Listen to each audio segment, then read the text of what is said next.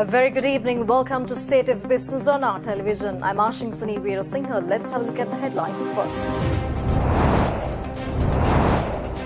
Private sector stresses the necessity to strengthen the old-fashioned agriculture sector. Colombo Dockyard secures a contract to build a cable-laying and repair vessel to Orange Marine France. News in detail. Private sector urges the government to strengthen the old-fashioned structure of the local agriculture sector by identifying the key pain points of both public and private institutions. They also urge the government to address the identified issues soon by actively engaging in discussions with relevant stakeholders. Sunshine Holdings Group Managing Director Vish Govindasamy yesterday urged the government to strengthen the back-end structure of the local agriculture sector by identifying the key pain points of both public and private institutions and addressing them by actively engaging in discussions with relevant stakeholders of the industry.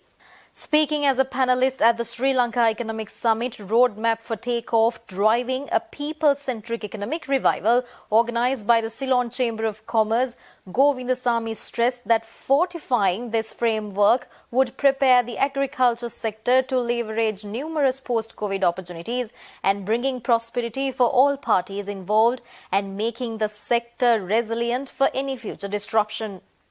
Sunshine Managing Director Govindasamy said that COVID-19 has brought several opportunities for the agri-sector and the opportunity must be used for better prospectors with the right inputs from industry stakeholders. He also stressed that understanding the forged long gaps in the agriculture sector must be identified as the first foremost task. During the panel discussion, Govindasamy also praised the government for the measures taken to uplift the agriculture sector, including the recent pledge by President Gotabaya Rajapaksa on empowering the local dairy industry and increasing the domestic liquid milk production over the next decade. He commended the initial steps that the Ministry of Agriculture has taken to modernize the existing animal quarantine laws.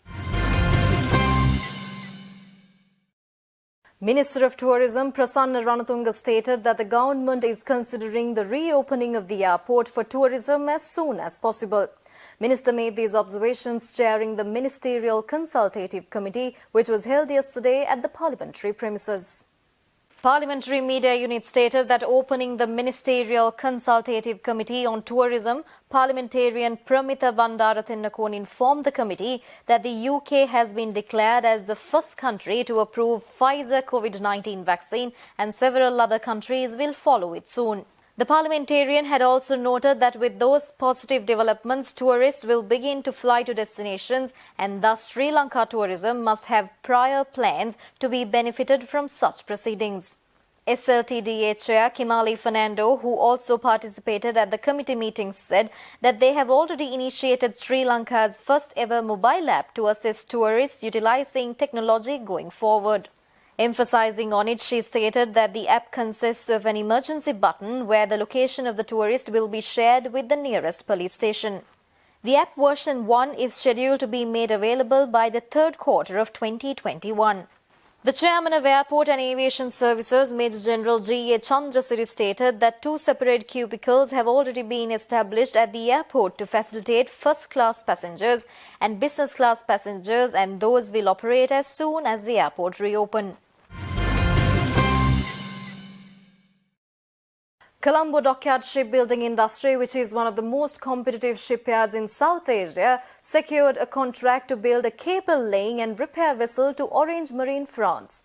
In the year 2019, Colombo Dockyard successfully built and delivered a 113-meter cable-laying vessel to Japan, and with this new contract, it is carving out a name for itself as a reputed and trustworthy shipbuilder for cable-laying and repair vessel in the world.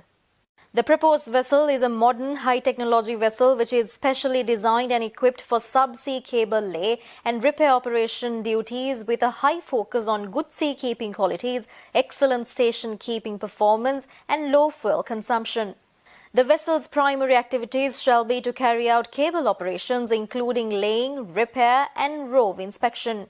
The vessel is able to mobilize power cable lay spread to perform subsea inter-array cable laying. The vessel is 100 meters in length with a beam of 18.8 meters and a depth of 7.15 meters and shall have a dead weight capacity of 1,800 deadweight.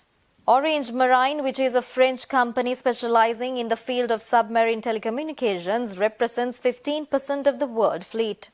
The vessel can achieve an impressive speed of 14.5 knots and has accommodation facilities for 76 persons. The vessel has 3 cable tanks to carry fiber optic and power cables. One of the 3 tanks is fitted with a carousel.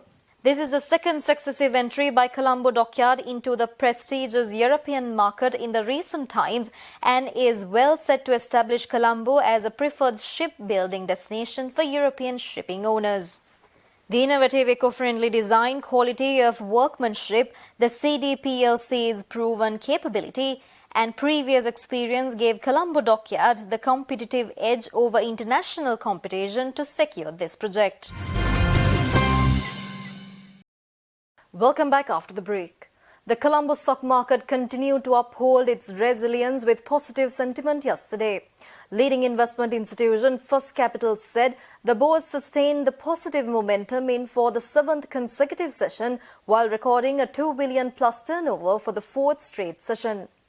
Accordingly, the all-share price index was up 28 points or 0.45% and S&P SL20 index up near 15 points or 0.6% and turnover was 2.26 billion rupees.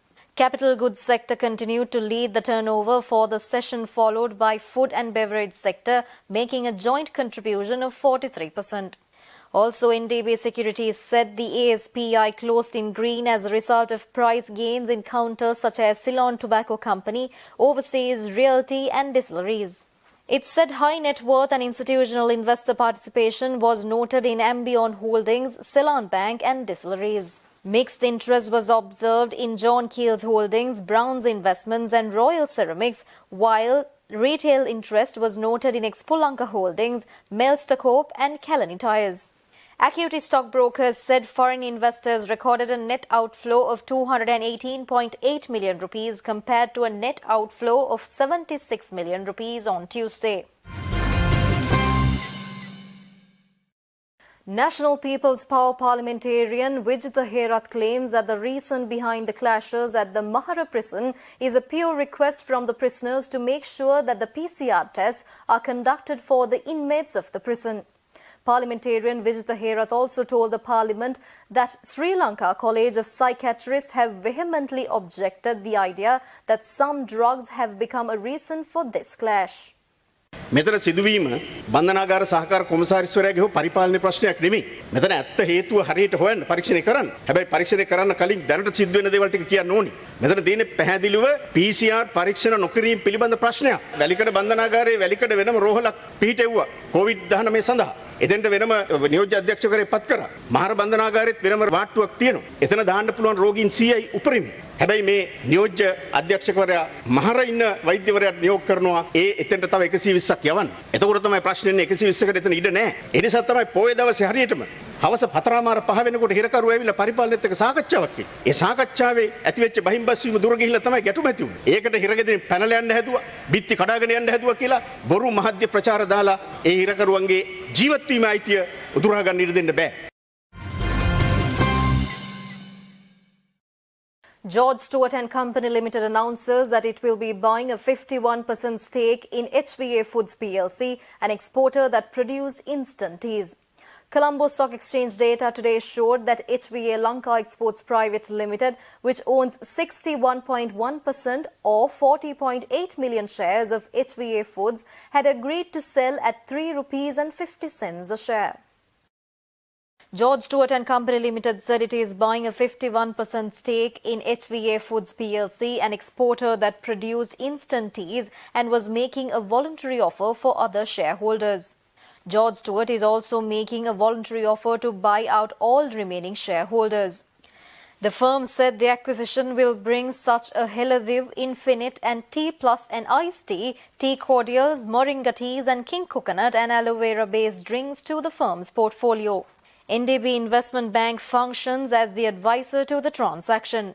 George Stewart and Company was founded in 1835 by Captain James Stewart and his brother George as an agency house and coffee exporter. After the 1870s coffee blight, the firm moved into tea. In 1975, its assets were expropriated by the state. It then expanded into healthcare, travel, leisure, insurance booking, financial services, industrial solutions and fast-moving consumer goods. We'll be back with stock updates after this short break.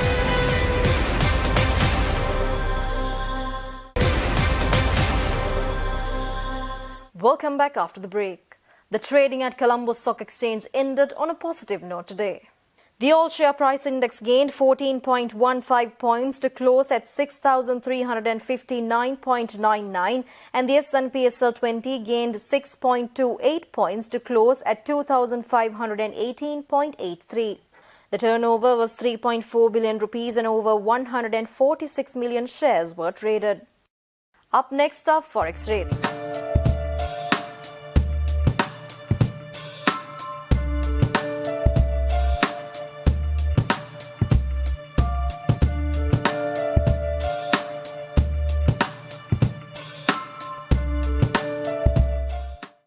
And that's all the news for today. See you tomorrow with State of Business at the usual time. Until then, take care. Good night.